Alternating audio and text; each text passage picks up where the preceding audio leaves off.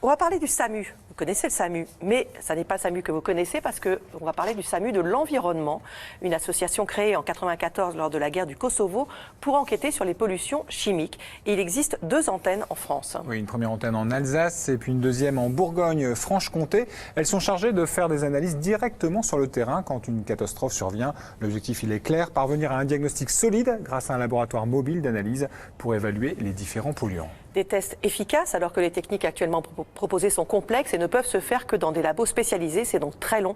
Reportage en Franche-Comté de Rim Benhammer, Aldo Cardolo et Olivier Leplan.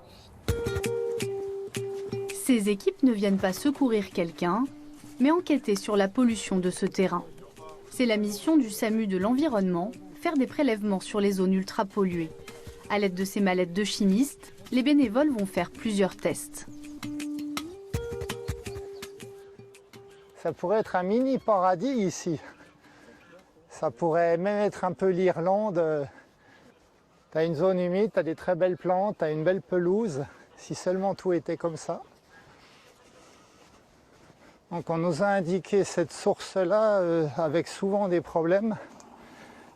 Alors qu'est-ce qui frappe? Quand on arrive ici, on est déjà étonné de voir qu'il y a de la mousse. Et ensuite, l'eau, dès qu'elle sort de terre, elle n'est pas claire. Et on est étonné parce qu'on ne voit ici, là tout de suite autour de nous, que de l'herbe. Et on se rend bien compte qu'en face là-bas, ce sont des grandes cultures. Et qu'au-delà de cette herbe, eh bien, on voit aussi des très grandes cultures. Depuis 2017, le SAMU de l'environnement est régulièrement appelé par Yves Carnigno, un pisciculteur. Ses champs et ses étangs appartiennent à sa famille depuis des générations. Aujourd'hui, son terrain est devenu totalement invivable. On avait de la truite dans les étangs, on avait du brochet, on a tout perdu. On a des étangs, j'ai un étang et 2 carpillères, plus les voisins ici. Tout le milieu aquatique est foutu, il n'y a plus rien, on n'a plus un poisson. L'une des particularités du SAMU de l'environnement, c'est de pouvoir faire les tests sur place dès qu'ils sont appelés. En quelques heures, ils mènent plusieurs analyses chimiques. Ici, Charles mesure l'acidité de l'eau avec cette sonde. 4,72 en pH.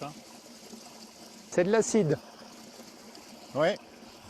Il y a une irisation sur la flotte. Oui. Elle est légère, mais elle existe. On lance les nitrites. Pour le deuxième test, Bruno va mesurer le niveau des nitrites contenus dans l'eau, un composé chimique considéré comme cancérogène. Je viens de mettre la poudre, c'est déjà rose. Et normalement, on doit attendre 10 minutes. Donc c'est extraordinaire. Ça veut dire que c'est hyper chargé.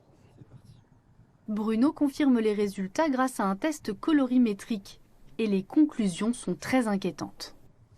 À la lecture, je suis même au-delà de 0,5 mg par litre de nitrite.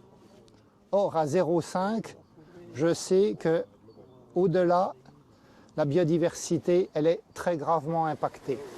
Eau très acide, nitrite, ammonium, c'est bien la présence de ces composants toxiques qui expliquent la disparition de la vie année après année. Les poissons, eux, quand ils prennent l'eau, quand ils filtrent l'eau, ils ont les nitrites qui entrent dans leur organisme et ces nitrites vont remplacer l'oxygène au niveau des hématies. Résultat, le poisson, il meurt. Il meurt en raison de la présence des nitrites. Le drame, c'est que quand on détruit des milieux naturels comme celui-là, qui normalement devrait être un lieu privilégié, il faut 10 ans, 15 ans pour retrouver un site naturel après. Tant qu'il n'y a pas un consensus pour dire il faut faire quelque chose pour ces milieux, rien ne se fera, c'est clair. Trouver quels polluants sont présents, c'est la première mission. Mais il faut aussi tenter d'expliquer l'origine de la pollution.